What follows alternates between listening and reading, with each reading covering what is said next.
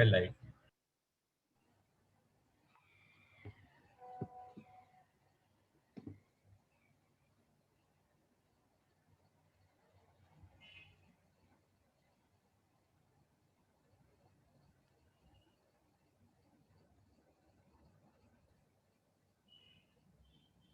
the honorable judges of the Supreme Court and the Chief Justice of India to join us in the next couple of minutes, and we will start this session then. So please bear with us for a few minutes. Thank you. Gupta, and I'm the founder and research director of the Vidhi Center for Legal Policy.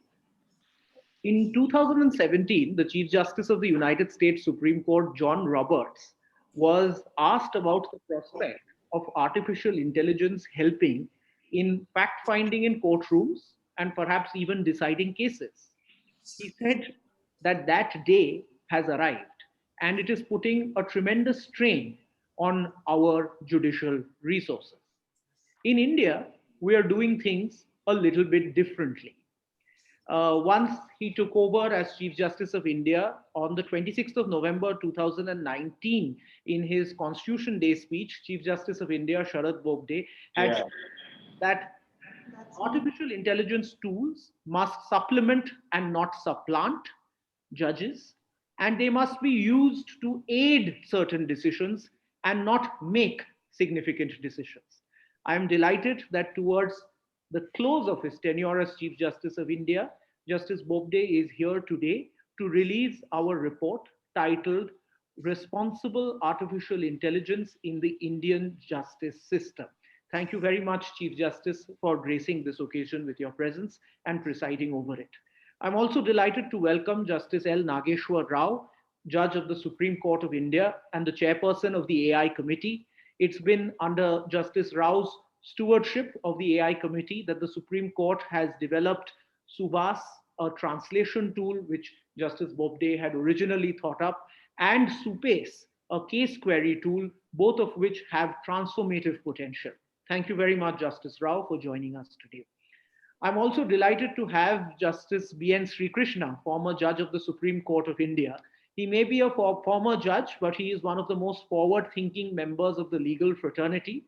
And although he is a septuagenarian, at least for a few more months, his grasp of AI is better than most of us here today, and he has really shepherded this paper. So thank you very much, Justice Srikrishna, for joining us. Thank you. I'm also delighted to have Professor Parthopratim Chakraborty.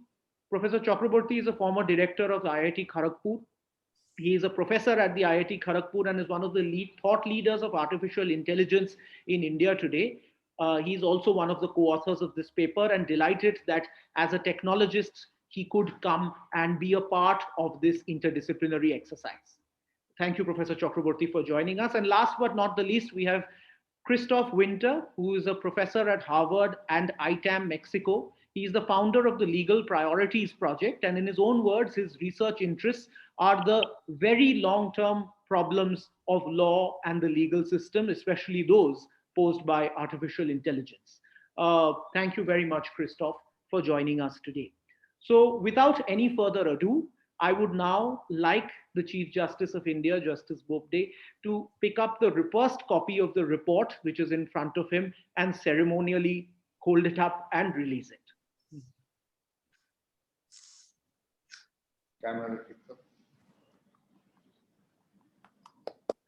Thank you very much, Justice Bobde, for doing that. Now I hand over to my colleague and co-author of the report, Vaidehi Mishra, to give you a brief description of what the report contains. Vaidehi, over to you. Thank you, Argo. Is this visible? Yep. Great. So, our report can be broken into 4 different parts. The first, identifying potential and current use cases of AI. The second is a global survey of all the use cases.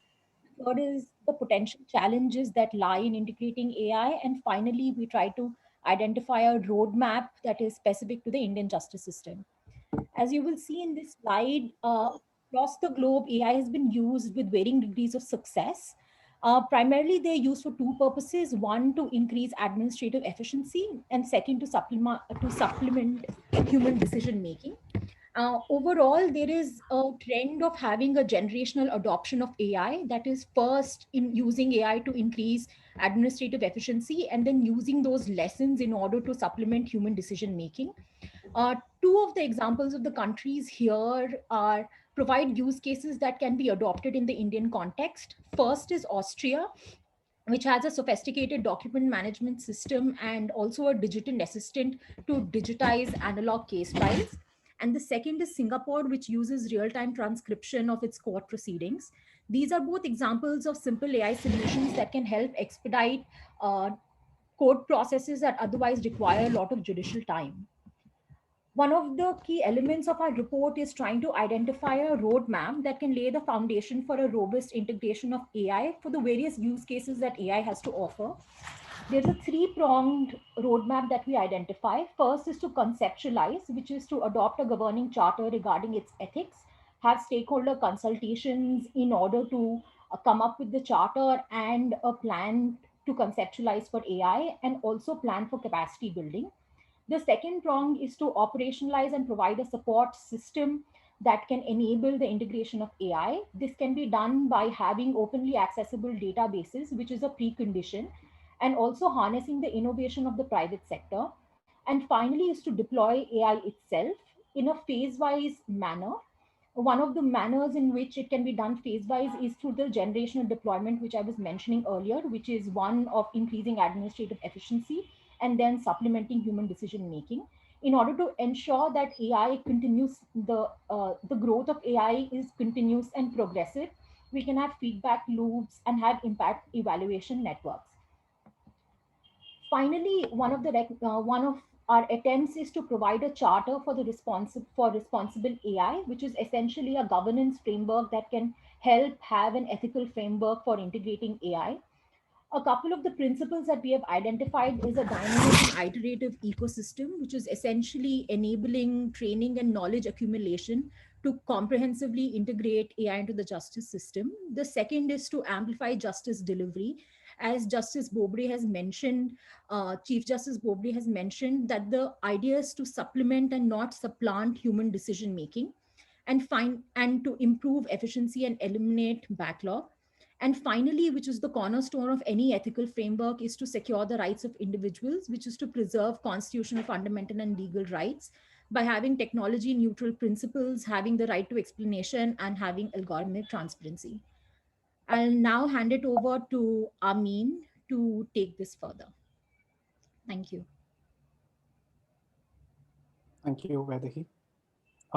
Just a small note. So the report is now formally available on the Vidhi website for all those who are interested in perusing it.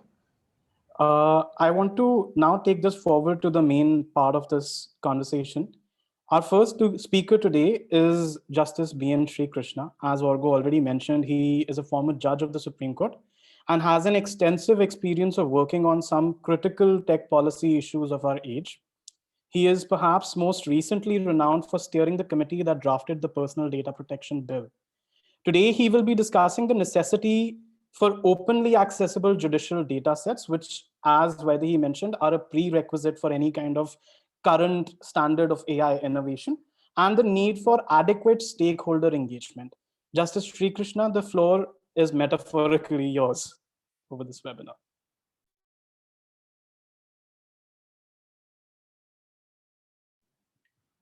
Sir, you're on mute. Introduced by your technical. All right. Chief Justice of India, Justice Bobde, Brother Judge, Justice Nageshwar Rao. In the 5 minutes that has been allotted to me, I can only shepherd 3 points of importance as I think them. One is, I had the privilege and pleasure of running through the report, even in its draft stage. And I must congratulate the E-Committee headed by Justice Rao, as well as all the experts who were there on the committee, including Professor Chakravarti and my friend Arghya Sen Gupta, for the wonderful work that they have done. As the heading of the paper itself says, what we need is responsible AI. when we talk of responsible, it is necessary that all of us realize that artificial intelligence is just a means and not the end. The end of the legal system and the judicial system is to deliver justice. Therefore, we have to harness this potent instrument in order to achieve the objective with which we have all undertaken this task. The next point that I wish to make is that, yes, artificial intelligence is of tremendous importance to the judiciary in its ultimate task of justice delivery, because of various ways in which the system can be speeded up as indicated in the report itself. But one of the basic requisites, and in fact, the data is the raw material on which artificial intelligence works. Now, if you have to have data, you have to collect data from the various judicial institutions.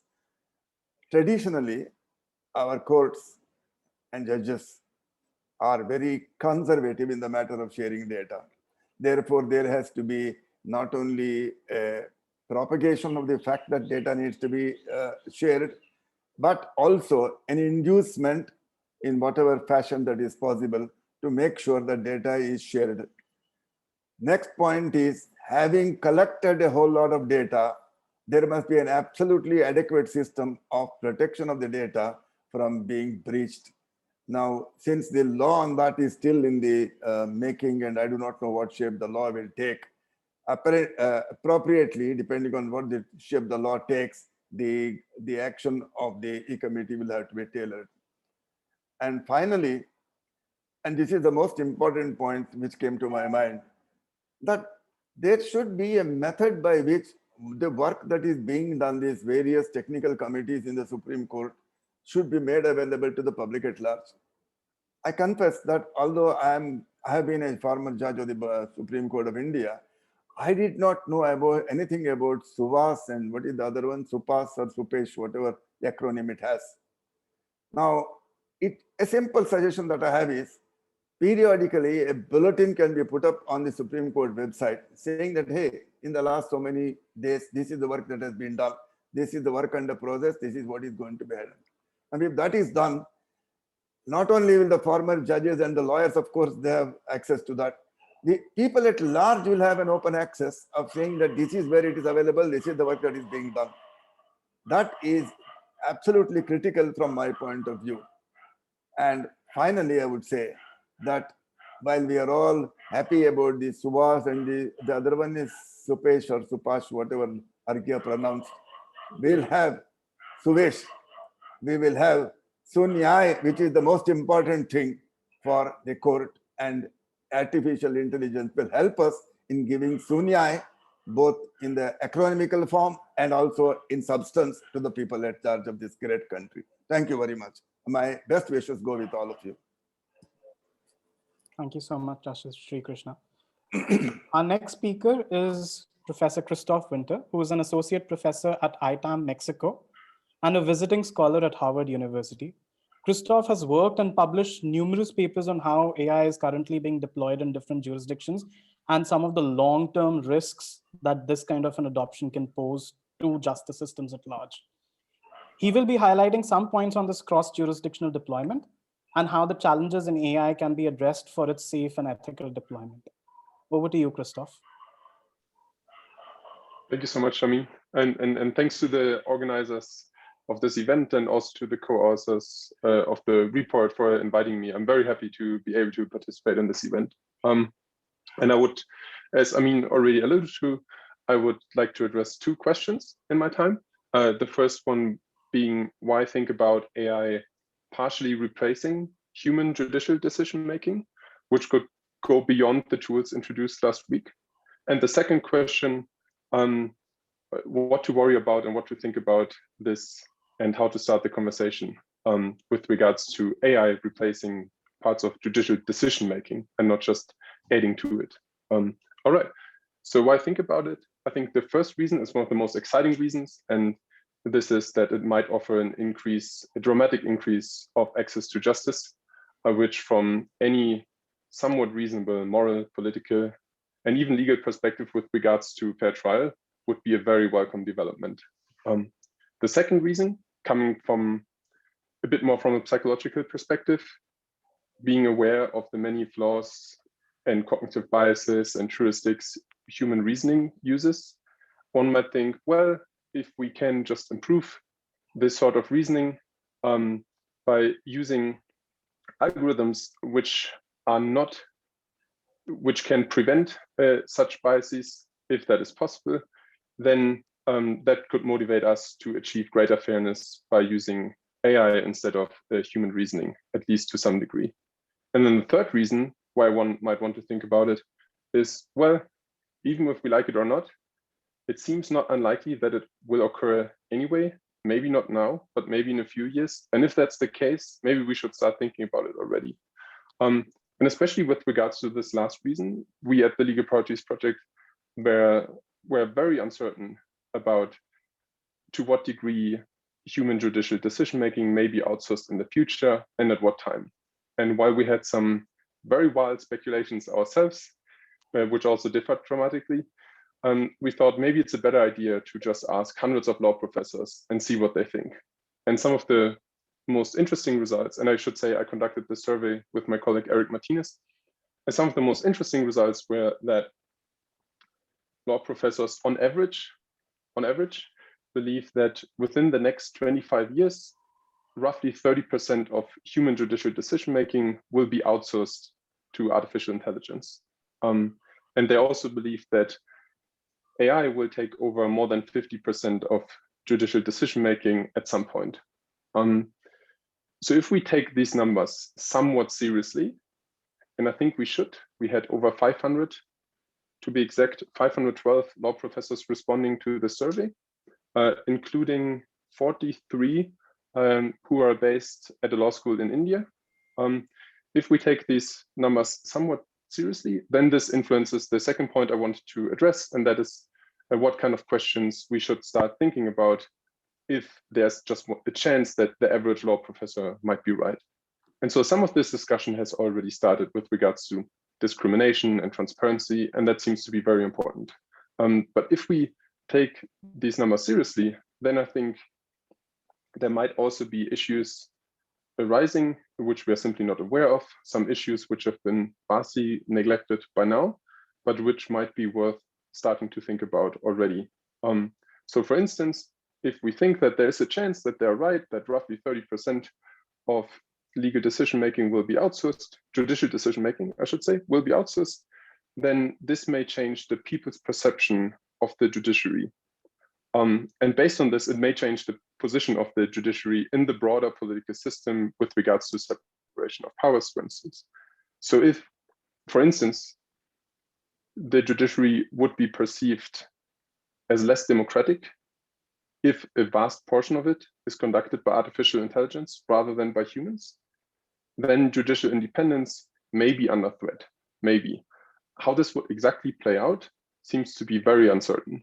And I'm not trying or not claiming to be able to make precise predictions. My main message is for today that we need to start this discourse of which problems may occur in different scenarios, even if we think they're somewhat unlikely, or even if we don't like these scenarios at all. And try to build related safety mechanisms based on these different scenarios. And I'm very glad that this report is starting this discourse to make sure that we build these safety mechanisms, but also by building these safety mechanisms that we're able to then reap all the benefits AI might offer with regards to access to justice and fair trial and so on. Thank you so much. Thanks a lot, Christoph. That's actually quite helpful. We will now hear from Professor Chakraborty, who is a professor at IIT Kharagpur.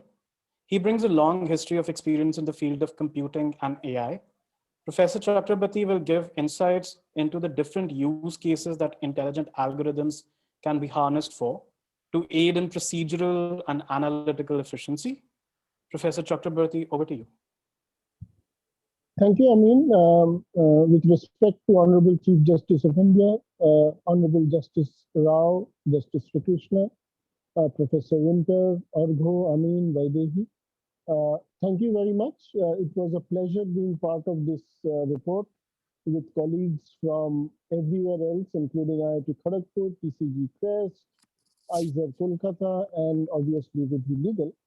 I will share my perspective of what are the facets that are involved in developing responsible AI for the Indian justice system based on my understanding, experience, and thought.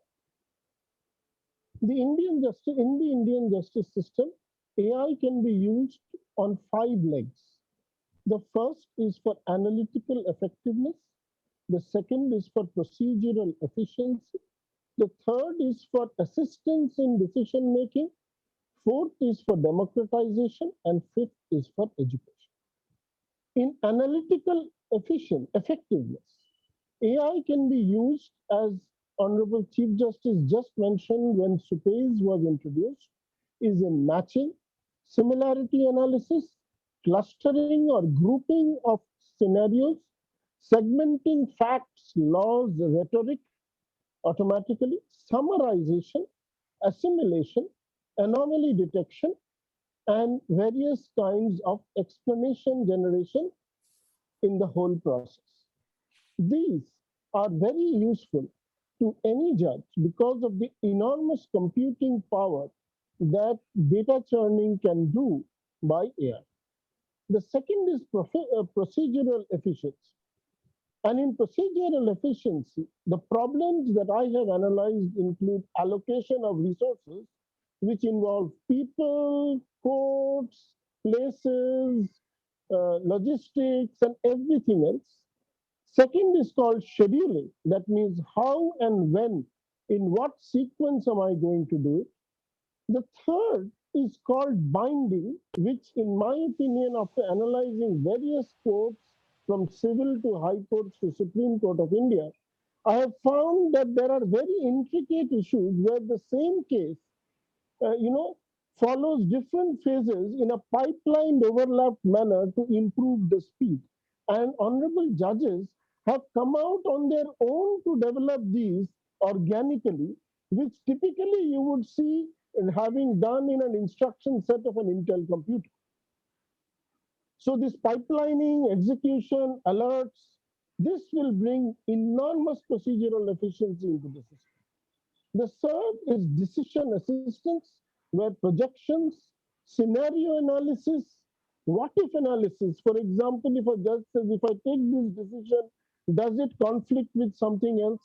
Does it match with something else? So this whole concept of scenario analysis, recommendations in terms of providing various recommendations with whatever are the backgrounds of it and the explanations for it. Then is democratization. Everybody, Professor Winter talked about it. It is assistance to the public in complete and correct documentation, in legal question answering, and providing the public at large access to AI and justice in a democratic manner. Fourth is education, which is the least talked about. But here, with the whole of AI and the games that can occur, the whole concept of mock courts, mute courts, the whole concept of AI, robotics, etc., which we cannot use directly in the justice system, can be used in the education part by creating a lot of simulators. The question is that there are 3 ways in which AI is implemented. One is assisted. It assists the judge.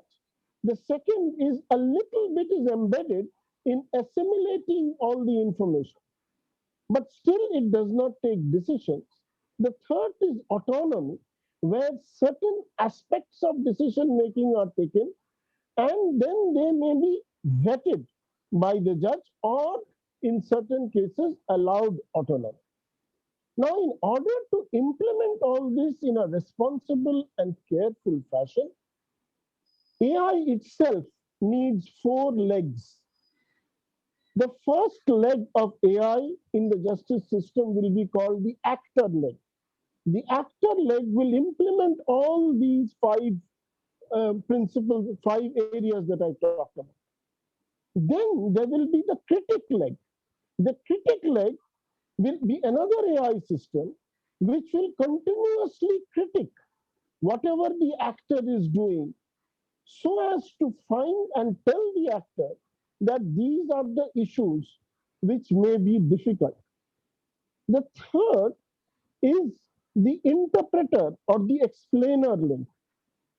And this will work on the actor and the critic and provide cogent explanations to the whole system. And the fourth is called the witness, monitor, and defender link. You will notice that as soon as you deploy AI, make everything public, there will be attacks and hacks on the system. Therefore, there needs to be a very strong AI-based defender system. So these are the four systems which have to be put in place to prevent against data bias, to ensure fairness, and to ensure that there is detailed testing and deployment. In order to do this, Justice Sri Krishna has already talked about data research, but three things are important. One is pilots. We need to start pilots, and each of these pilots will tell us how the results of these pilots are, and inbuild some self-supervision in these pilots so that we can move in a step-by-step manner to get responsible ways of having responsible AI embedded. Having been part of this report, I feel that there is a long path to go ahead. Also, being a person who has developed the National Digital Library of India, we are very happy to be part of the Supreme Court process where we can democratize and provide information and knowledge on these aspects everywhere. Thank you again for making me a part of this. And I thank everybody else, IIT Kharagpur, the Supreme Court, Vidhi Legal, TCG, and everybody else who have been my colleagues to do this. I'll be very eager to continue this discussion. I am more of an action person, so I really want to see some action on the ground. And I will be happy to be part of this. Thank you again for making me part. Thank you. Thank you, PPC. That's actually a lot of good and I think like very lucid technical insight into the things that need to go into actually realizing the kind of conversation that we're now having with respect to AI in the justice system. With that, I would now like to invite Honorable Justice Rao to share his thoughts on how AI is being envisioned for the Indian judiciary. Justice Rao, in addition to his ample judicial duties, is also steering the Supreme Court's AI committee, which only last week released a second pilot, SUPACE. Justice Rao, I request you to kindly deliver the address.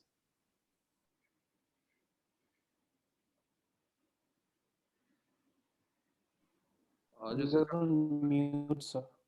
Can you hear me now? Yes. Honorable Chief Justice of India, Honorable Justice Sri Krishna, Arghab Sen Gupta, Christopher Winter, Professor Partha Chakravarti, Amin Johar, and Vaidehi Mishra. I'm glad to be a part of this launch of the strategy paper, Responsible Artificial Intelligence for the Indian justice system. At the outset, I should congratulate Arghab Sen Gupta and his team for bringing out this paper, which will be very useful for persons who are interested in learning about artificial intelligence and its relevance to the judicial system in this country. Arghab Sen Gupta has been in touch with me for the past 1 year. He was telling me about various other ideas of his on how to develop artificial intelligence tools which will be useful to judiciary. The suggestions that were made by Justice Sri Krishna in respect of the tools that we are developing are well taken. I agree that there was not much publicity that was given to what we have been doing. There is a reason for this.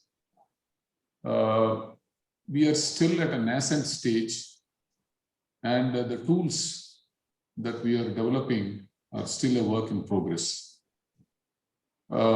We have taken the assistance of some experts who are still working on it, and we haven't really reached the efficiency of over 95%. We are almost there. We are still trying to reach that efficiency of over 95% to put these tools in place and use them. But still, what Justice Sri Krishna suggested, that there might be some suggestions that might come from people who are experts in this field, which can be useful for development of these tools. So we will definitely start issuing bulletins with the assistance of the Honorable Chief Justice of India regularly, at least to inform the public as to where we stand with the tools that we are developing. The other point pertaining to data that was mentioned by the speakers, as of now, the situation is very fluid. As Justice Sri Krishna mentioned, there is a lot of concern apart from the traditional mindset about the data being revealed, issues of privacy, especially in matters that are pending before courts. All these, I think, will take some time for us to take the suggestions that are made. I've gone through this strategy paper with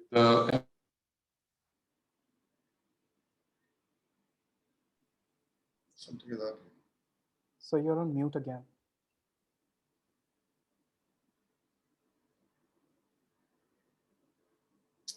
Somebody has muted everybody.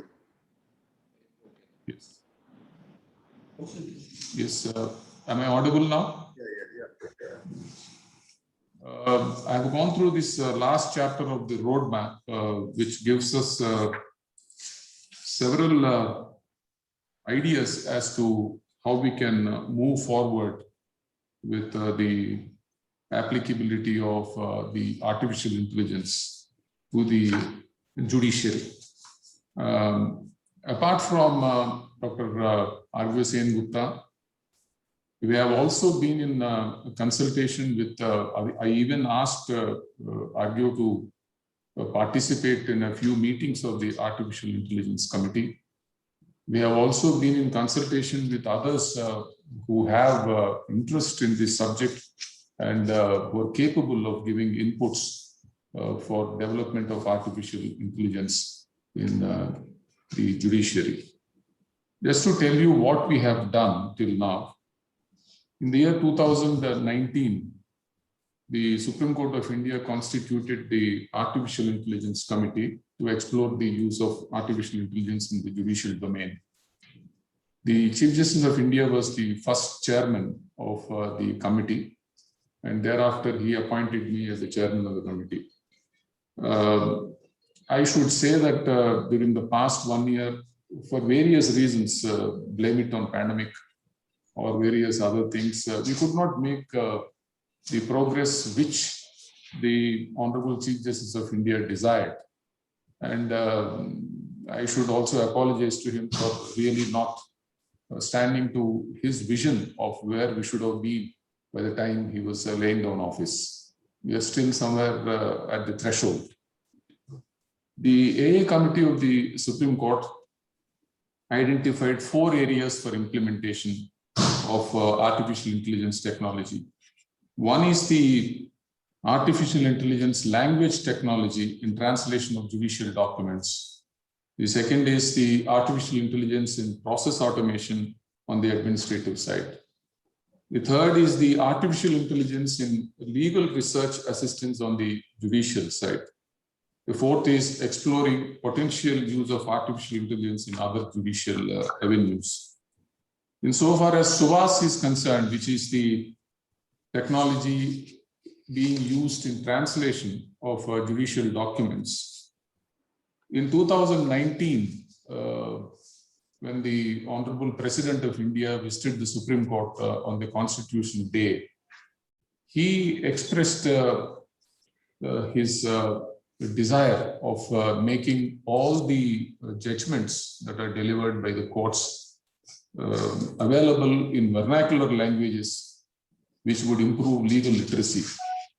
He suggested that the common man should know about the judgments, and as all the judgments are in English, which are not translated into the local languages, most of them really don't understand what is there in the judgments and what is happening in courts. Taking cue from the suggestion made by the Honorable President of India, we thought of this SUVAS, which is a translation tool of judgments and documents from English to vernacular languages and vernacular languages to English. This apart, there have been a huge problem of translation of documents, especially judgments from some high courts, where the judgments are delivered in the vernacular language, especially in matters which were coming from jails, appeal being filed by convicts. The Legal Service Authority, though it was doing its best, it could not cope up with the demand of these documents being translated into English. And this was this was actually creating enormous delays in their appeals being filed and thereafter their appeals being decided.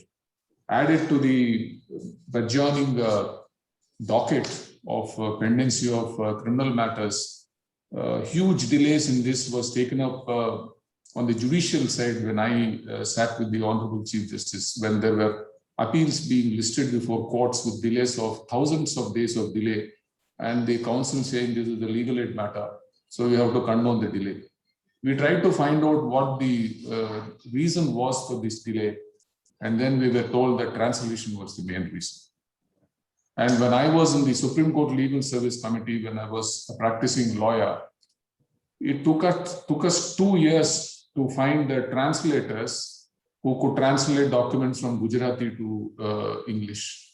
In spite of our actually saying that we will pay you more and more money, but nobody was willing to come and then do this work. At present, we have lawyers who take up this translation of documents and helping the registry. So when we took up this SUVAS, which we thought that would really be useful to the common man, initially it took us some time to actually make use of this tool.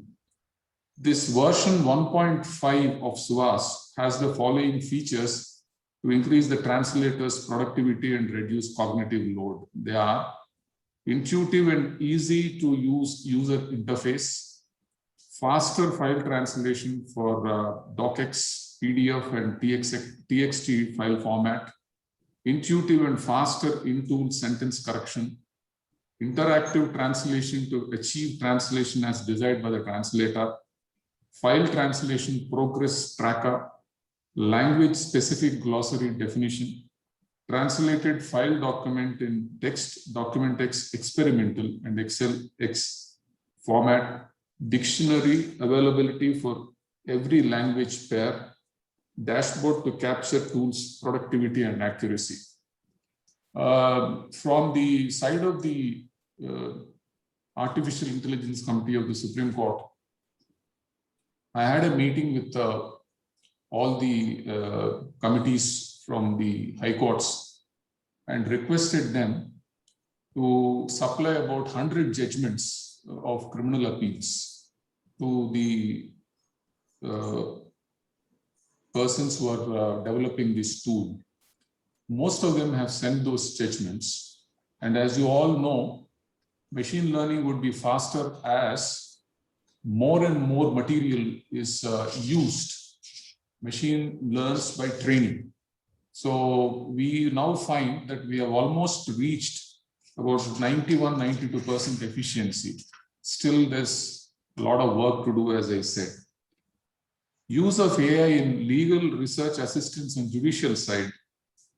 The Supreme Court and benches of the high courts are required to hear and adjudicate complex cases with huge volumes of records. The need was felt for exploring the use of artificial intelligence in better understanding of the factual matrix of cases with intelligent research of precedents. AI also has a potential use in finding cases with similar identical questions of law so that the same can be clubbed and judicial time can be saved. This idea of developing this tool actually came from the Honorable Chief Justice of India about 2 years back when he was the chairman of the Artificial Intelligence Committee.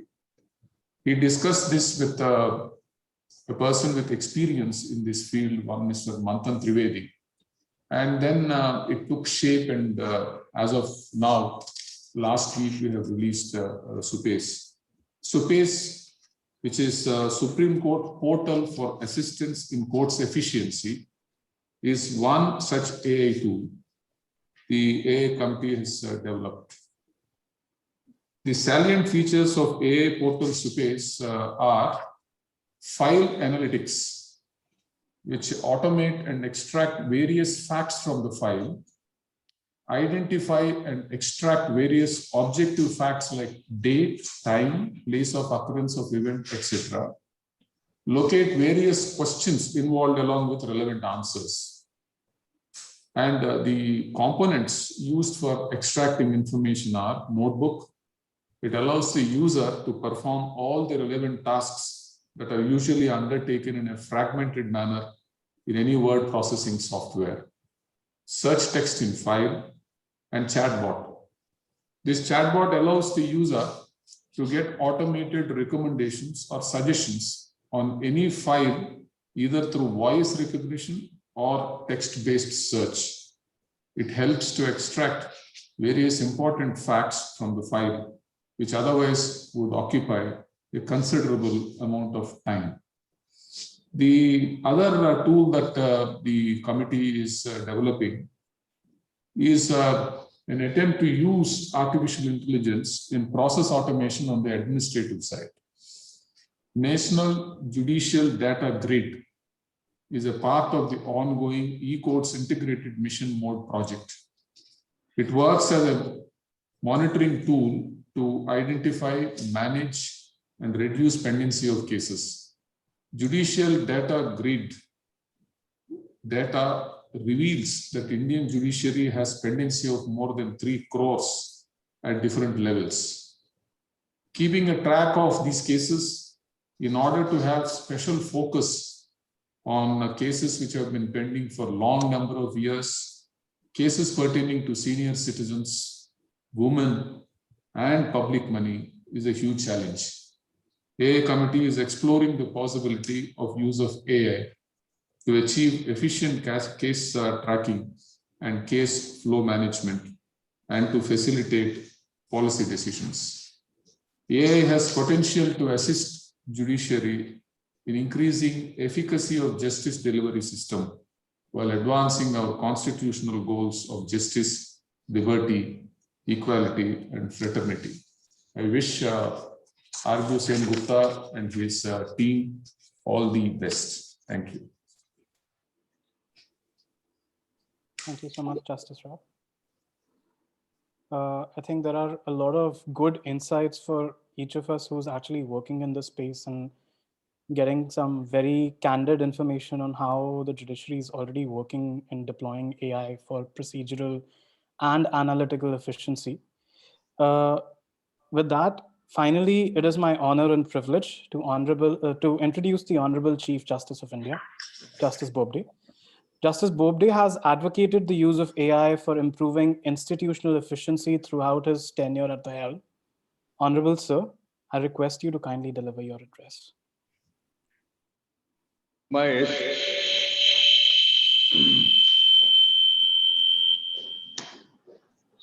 My esteemed colleague, Justice Nageshwar Rao, it is only so that I don't embarrass him that I won't call him my mentor, but Justice Sri Krishna, from whom I've learnt a lot, Dr. Christoph Winter,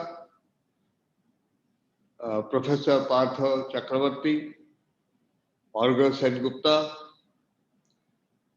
Amin Johar, Vaidehi Mishra, ladies and gentlemen. I am delighted to be here, particularly in the presence of Justice Sri Krishna. It is very difficult to see him or meet him these days, but at last Olga Sengupta has got us together. Thank you, sir. I believe he is one of the finest combinations of ancient knowledge and modern expertise I know. It is fitting that he is here with us today. And I'm not surprised that Olga Sengupta told me that he is a dynamic force driving the artificial intelligence movement in the judiciary in India. Thank you, sir, for being here. I must say that this has been a learning experience. From Justice Rao, I realized the scope and the width of the artificial intelligence program, which has been undertaken by the Supreme Court.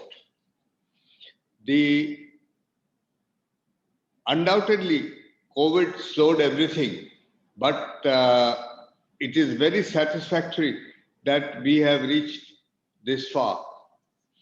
And there is an old saying in Sanskrit, which if I commit a mistake in pronouncing Justice Sri Krishna will overlook it. It says, Shanay Pantha, Shanay Kantha, Shanay Parvata Langanam, Shanay Vidya, Shanay Vittam, Panchayatani, Shanay Shanay.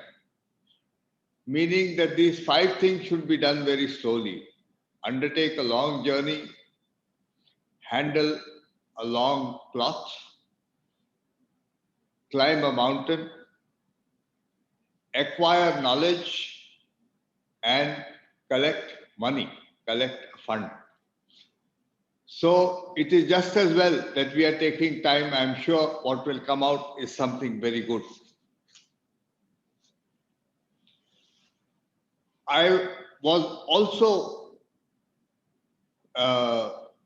extremely impressed by what Professor Chakravarti and Christoph Winter explained in their speeches. I see what the composition is, but we would like to have more of Professor Chakravarti's inputs on our committees. For the Indian judiciary, this decade will mark a crucial phase as we work towards more technological integration and actively pursue the potential of AI for our justice system. In fact, I was extremely delighted last week to launch the Supreme Court's portal for assistance in courts efficiency, SUPACE, which marked the second watershed moment in the Indian judiciary's ongoing experimentation with AI. Previously, in November 19, I also had the pleasure of launching an indigenously engineered neural translation tool, SUVAS, which translates judgments and other legal documents from English into 9 vernacular dialects and vice versa. Both these tools and our ever-increasing reliance on emerging technologies like AI have been accentuated in the year of a global pandemic. It has compelled us to modernize our institution and ensure that access to justice remains uninhibited, even in the face of such catastrophes. The Supreme Court's AI committee has been working on designing and deploying intelligent and sophisticated technology for the past 2 years. The idea of a futuristic judiciary is no longer imaginary. Active steps are being pursued to realize it. However, while we focus on this endeavor, the use of AI, like any other transformative tech innovation, has its huge advantages and inherent risks. I must here point out that there is an approach avoidance conflict in our relationship with the AI.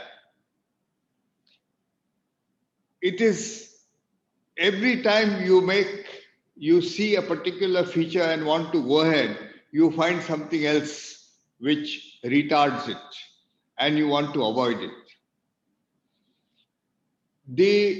To borrow a phrase that has become quite common in AI ethics, we must strive to minimize the risks and maximize the advantages of AI.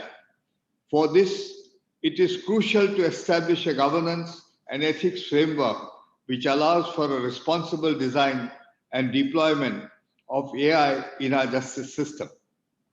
Additionally, it is vital to push for stakeholder engagement and ensure that technologies that are being integrated further the ends of justice for every citizen of India as mandated by the Constitution. And here, I must express what I have always felt about AI and justice. I believe, and I've discussed this with my colleague Justice Rao and other judges, I believe that justice as a response to events that take place in society is a response which involves the whole of the human being. It is not merely a matter of cognition. It is not merely a matter of being able to process thoughts and information about the incidents that have happened and come up for judging. That is the cognitive part of the human mind. And I believe, and I think all the judges will bear me out, that there are emotions and responses which are much wider and go beyond cognition. In fact, cognition begins much later. There is sometimes the element of shock at what has happened, a gruesome murder or a terrible event that has taken place in society. There are then, after the shock, the arguments, the reasoning, which leads to the ultimate decision making. I believe that AI follows the initial basic responses of the human mind to the situation. And to that extent, there is a natural limitation on AI. Undoubtedly, AI can do a wonderful job once it is given all the information, and it can also lead you to many places. But as Justice Sri Krishna said, that it is the first point. The goal is not AI, the goal is justice. And therefore, I have persistently opposed what is known as automated decision making. It is not possible for a system of justice to accept that a machine, however intelligent, will take the decision. We have therefore, and I have also consciously, along with Justice Rao, taken this route that these assistive tools must give us all the information necessary to arrive at a correct decision of the case, a just decision of the case, as dictated by the demands of justice, the demands of law, the demands of the Constitution. And we will not allow it to tell us what to decide. We will also not allow it to tell us how to decide or when to decide. We will only use it to provide all the information which we need to decide the case at a high speed. I believe that the speed is about 1 million characters per second. There are many things which a judge knows, which probably AI experts may not be fully conscious of. There are some cases which involve thousands and thousands of pages of the written word, of documents, of various things which are written, the same thing. Sometimes it becomes necessary to see the same notice where the same thing has been said by various witnesses in different parts of their testimony. For example, to give an example, whether the blood group of the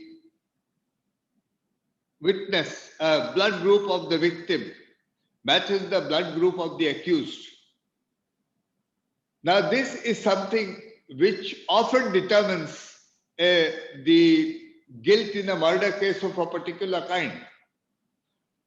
And these things are these things are deposed to by various witnesses, medical witnesses, CFL, that is chemical forensic laboratory witnesses, all kinds of witnesses, and also how the weapon that was recovered from the scene, through what hands it went, and how eventually somebody spotted the blood group, these drops of blood, and sent it for analysis, and what is the result of the analysis. I don't want to spend a lot of time on this, but what I'm trying to say is, you can imagine if there is a case which involves hundreds of accused, tens of victims, you can imagine how much information on this small point arises in a case. Now, we are looking to find out how we can get this information most efficiently. I think Professor Chakravarti used a phrase which I've forgotten, but how to extract this information. And this is where I believe the AI in the judiciary must end as far as decision making is concerned. There is, of course, another area, and I believe there is already an AI for that, finding out the latest position in law, the applicable precedent to the particular case. This is very important for us as judges to know efficiently. But beyond that, I believe in all humility that we must not allow AI to determine the outcome of a case. It is important that our future engagement with AI is governed by ethical, legal, and constitutional principles. Our AI committee may evolve the ethical principles after due deliberations and after sufficient of experience of the working of our system. I would like to mention that suggestions are welcome from all quarters, and I think they will speed up once we implement Justice Sri Krishna's suggestion about putting it on our website. The Indian judiciary usage of AI must align with our constitutional morality. It is vital that AI in no way impedes or undermines constitutional and legal rights afforded to Indians. Where we rely on any technology to aid the judicial decision-making process, it must be subject, as I said, to the final consideration of a human. And I don't know whether I'm using the right terminology or not, but I believe that AI works in areas of cognition which can be represented by words, which can be represented by symbols like alphabets and numbers. As I said, there is a lot of emotional basis to a decision which AI, I believe, cannot reach. For this reason, I have time and again opposed any algorithmic decision-making tools within our courts. Outside in countries like the US and the UK, such technologies have created a great furor over the questions of due process and fairness in adjudication. For example, in the United States, I believe an algorithm has been strongly criticized for its alleged design flaws and biases against minorities. Instead, the AI's use in Indian courts must focus on amplifying justice delivery through an improved efficiency of courts and aiding the decision-making process for judges, lawyers, and litigants. My esteemed colleague, Justice Rao, has ably gone over all the use, so I will not repeat it. But for instance, Victor is a court assistance AI tool which is being used in Brazilian courts. It is said to have significantly reduced the time judges take in perusing case precedents and applying them to a potential lawsuit. We should also focus on similar augmentative intelligent technology. One of the learnings from the e-courts project, as well as of the pandemic-ridden justice delivery, has been to ensure that no lawyer or litigant is left outside the purview of this technological transformation. The objective behind AI is to expand ease of access to justice, and it will necessarily require the buy-in of these two critical stakeholders apart from judges. I must here advert to something which I've necessarily had to advert to after the introductions of video conferencing in courts. We found that because video conferencing is a technology and therefore video conferencing becomes entirely technology dependent, its use depends on the possession of the devices which are necessary for video conferencing. We found that in India, it created I don't know whether created or maybe augmented an inequality which already existed. Access to courts via video conferencing depended on the person's access to video conferencing methods.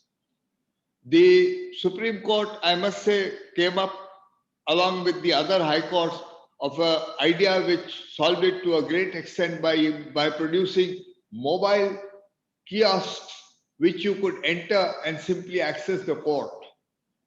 I do hope that AI does not augment any existing inequality or create any new kind. The objective, as I said, is to expand and ease access to justice. Over time, perhaps after a few rounds of piloting AI-driven technology in Indian courts, it must also be integrated into the other pillars of the justice system, like legal aid and police. All these establishes a long list of to-do items from a technological standpoint for the Indian judiciary, especially the AI committee, which will be steering this process. As I mentioned, this decade will prove to be more transformative and pivotal for the Indian judiciary. The pilots that have already been deployed, namely SUVAS and SUPACE, demonstrate the first generation of AI technologies for the Indian justice system. These must be improved and built upon to deploy even more accurate and sophisticated technological inventions. I would end with the great hope I have, which came from a story in the life of Benjamin Franklin after he demonstrated the first electric bulb. It lit for a few seconds and stopped. No. Benjamin Franklin. Anyway, it doesn't matter. There is some controversy here. But I think it is Benjamin Franklin. He wanted to demonstrate how electricity can go through a filament and light up the area. And one smart Alec, and there are always those hanging around, came and asked him, what use is this silly thing which lit up for a few seconds and went out? Franklin, I think, was so indignant that he turned around and said, if I may ask you, sir, of what use is a newborn baby? The AI may be at the most nascent stage. It may be like a newborn baby, but I'm sure it will grow to great strengths and achieve many things. Thank you very much. Jai Hind.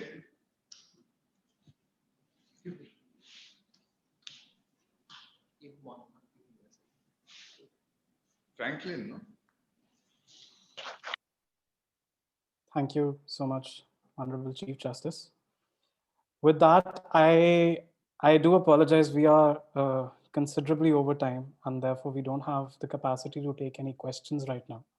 But I want to extend a warm sense of gratitude to all the speakers and the panelists who came for this event. And of course, the audience, which has taken this late hour in the evening to actually join us for this very interesting conversation. We are hopeful that our strategy paper is a first in the series of conversations that sort of erupt in the space, because clearly, as we have seen, AI in the justice system is no longer theoretical or fictional. It is very much a reality, and it is becoming entrenched in our legal system.